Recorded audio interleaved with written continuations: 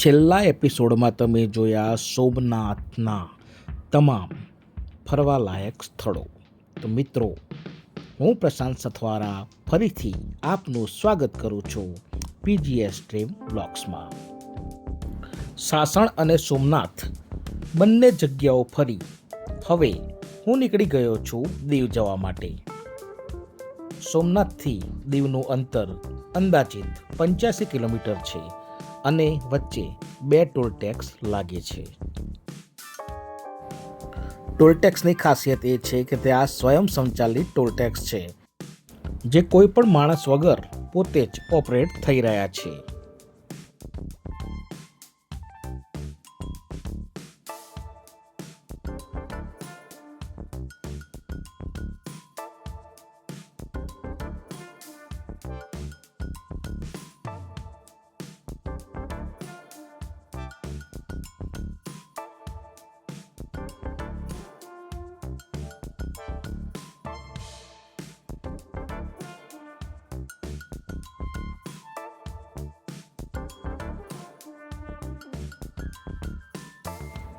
સોમનાથથી દીવનો રસ્તો કમ્પ્લીટ આરસીસીમાં અને 4 લેન બનેલો છે. બંને બાજુ તમને ગ્રીનરી તો જોવા મળશે જ.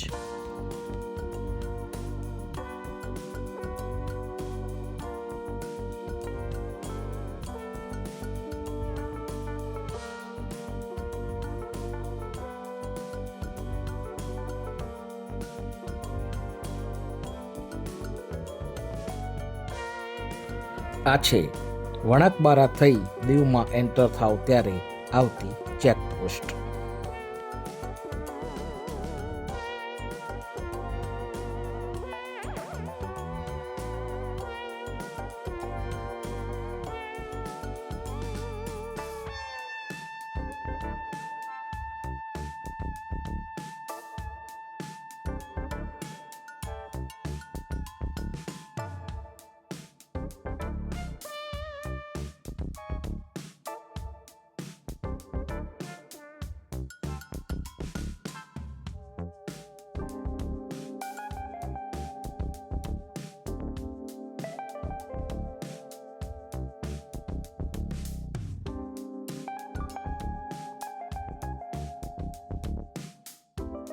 ચેકપોસ્ટથી થોડા જ આગળ આવતા તમને દીવ શહેર દેખાતું થઈ જાય છે.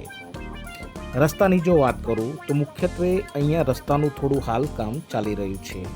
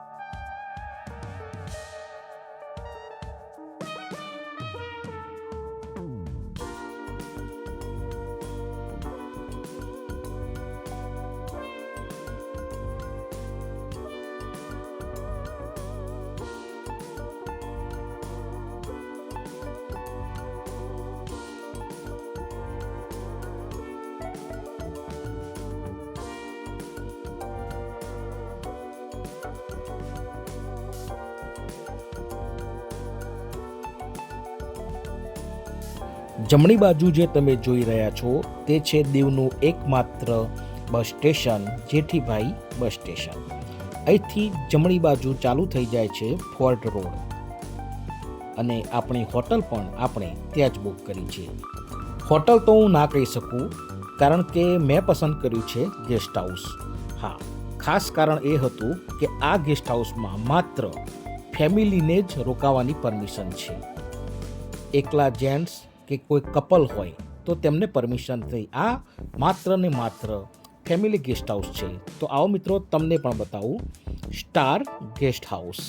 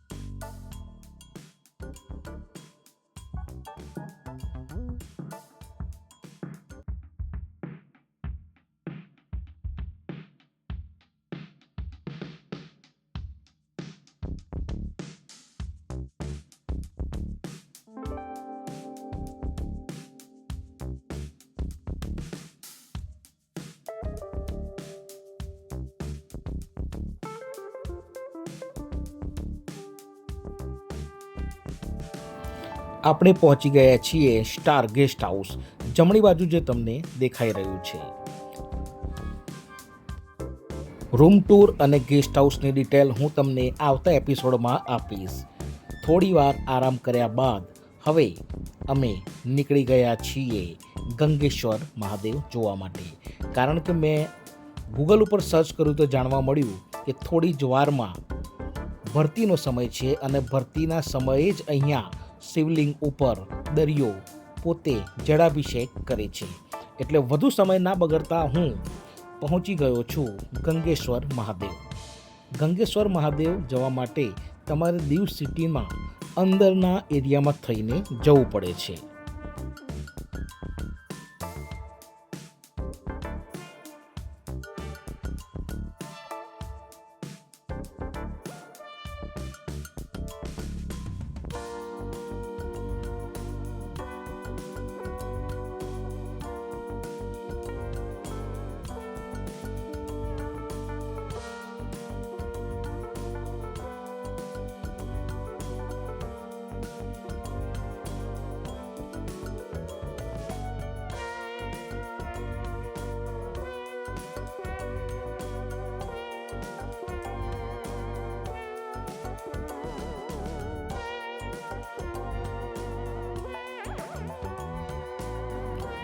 ₹50 ગાડી માટેનો પાર્કિંગ ચાર્જ આપી હવે ગાડી પાર્ક કરી જોવા જઈશું ગંગેશ્વર મહાદેવ.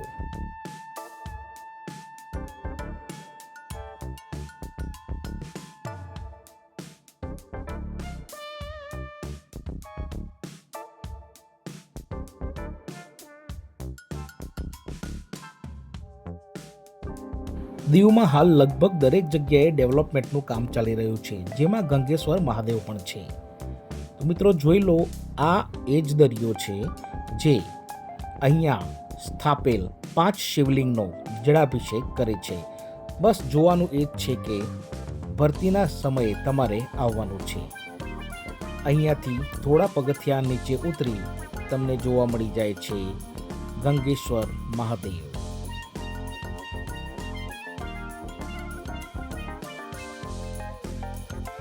દીવના ખુદામ ગામના દરિયા કિનારે આવેલું ગંગેશ્વર મહાદેવ મંદિર આશરે 5000 વર્ષ જૂનું છે અને તે પોતાના અદ્ભુત કુદરતી સૌંદર્ય અને ઇતિહાસ માટે જાણીતું છે.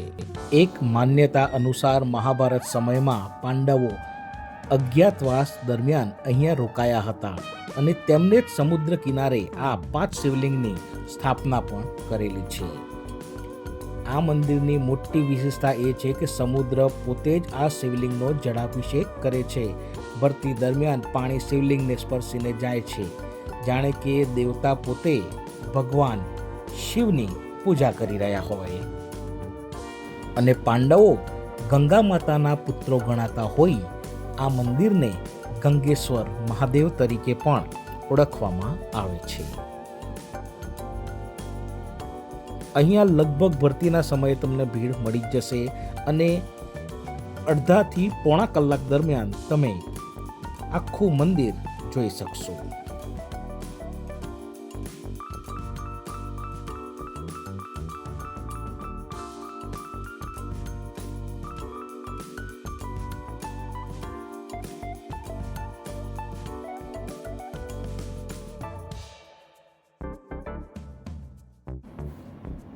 ગંગેશ્વર મહાદેવ ઉપર લગભગ વિડીયોગ્રાફી ફોટોગ્રાફી માટે 1 કલાક જેટલો સમય વિતાવી હવે હું જઈ રહ્યો છું નાગોવા બીચ. હા, જે ગોવા નથી જઈ શક્યા એમના માટે ગુજરાતી ના ગોવા. આ થોડી રમૂજી વાત છે, પણ બીચનું નામ છે નાગોવા. જમણી બાજુ જે બિલ્ડિંગ છે તે છે દીવનું એકમાત્ર એરપોર્ટ. લગભગ 2 થી 3 ફ્લાઇટ અહીંયા આવે છે. દમણથી દીવ હેલિકોપ્ટર પણ આવે છે. હા, અમદાવાદ મુંબઈથી અહીંયા તમને એરોપ્લેનની કનેક્ટિવિટી મળી જાય છે.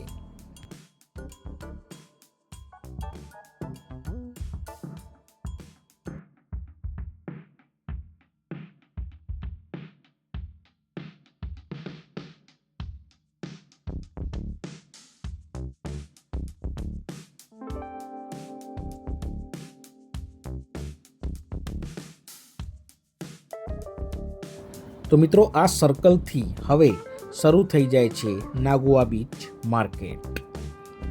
અહીંયા પણ 50 રૂપિયા ગાડી માટે એન્ટ્રી ફી છે. જો તમે ચાલતા આવો તો કોઈ ફી ચૂકવવાની નથી.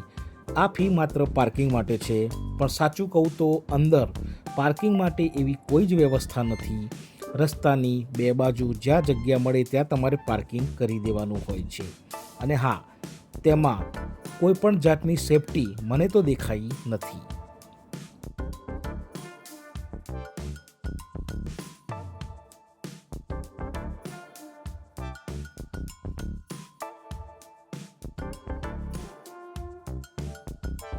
લગભગ 15 મિનિટ સુધી ગાડી લઈ અંદર ફર્યા બાદ મને પાર્કિંગ મળ્યું અને હવે તમે જુઓ નાગોવા બીચ.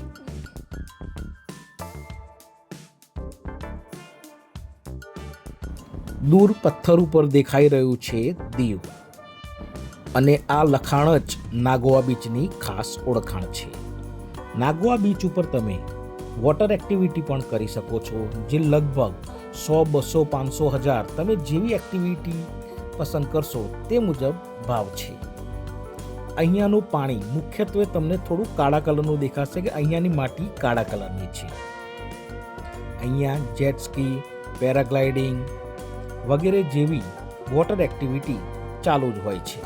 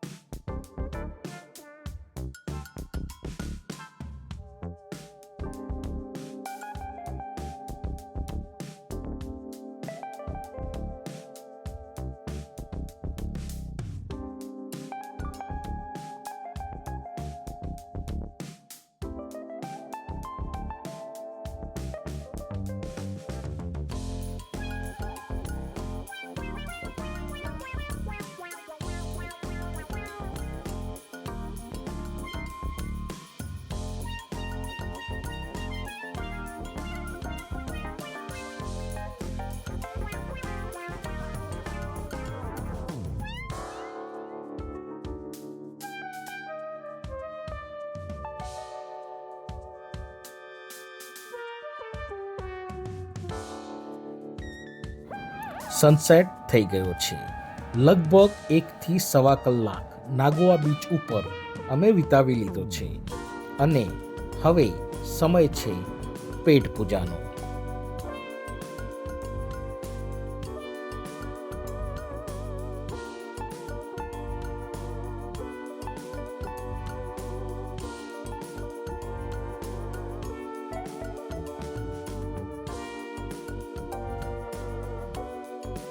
જમવા માટે નાગોવા બીચ ઉપર જ તમને ઘણા બધા વિકલ્પો મળી જાય છે, વેજ, નોનવેજ વગેરે. પરંતુ અમે ત્યાંના જે લોકો જમવા બેઠા હતા તેમના રિવ્યૂ લીધા તો અમને કોઈ રિવ્યૂ સારા મળ્યા નથી. માટે અમે અહીંયા જમવાનું કે નાસ્તો કરવાનું ટાળ્યું અને બહાર નીકળી થોડા જ જ્યાં આપણે નાગોવા બીચ માટે એન્ટર થયા હતા ત્યાં સામે જ અમને એક સારું ગુજરાતી રેસ્ટોરન્ટ મળી ગયું અને ત્યાં અમે જમી લીધું છે.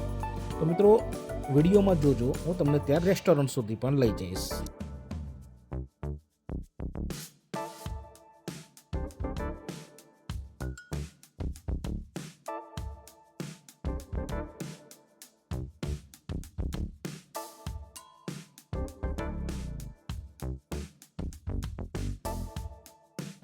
નાગોવા બીચ એન્ટ્રી પોઈન્ટ પાસે જ આવેલું છે જય ખોડિયાર પ્યોર વેજ રેસ્ટોરન્ટ. મને આ રેસ્ટોરન્ટમાં જમવાનો સ્વાદ ખરેખર સારો લાગ્યો છે. આ કોઈ પ્રમોશન માટે નથી કહેતો, પણ જો તમે દીવમાં જાઓ અને તમને જમવાનું જો બરોબર ના મળે તો તમે પહોંચી જજો ખોડિયાર રેસ્ટોરન્ટ પ્યોર વેજ. હવે સમય છે હોટલ ઉપર જઈ આરામ કરવાનો. બાકીની જગ્યાઓ હું તમને આવતા એપિસોડમાં બતાવીશ. તો મિત્રો, આ વિડીયો તમને કેવો લાગ્યો મને કમેન્ટમાં જરૂરથી જણાવજો. નવા હો તો ચેનલને સબસ્ક્રાઈબ કરી લેજો. અને હા, આગળનો એપિસોડ જોવાનું ભૂલતા નહીં. જય હિન્દ, જય ભારત.